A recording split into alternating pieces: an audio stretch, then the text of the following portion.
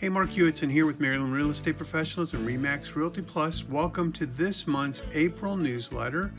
Before we get started with the newsletter, I want to remind you to be sure and play Fun Day Monday.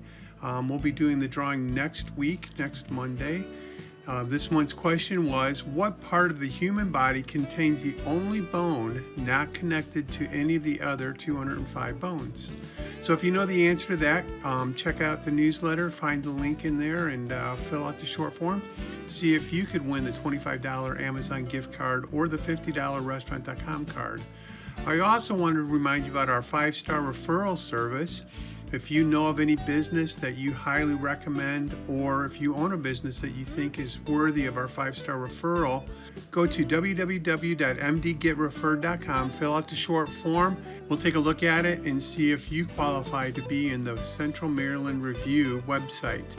Remember, this is your 5-star referral center where you can actually feel confident referring these companies and businesses to others.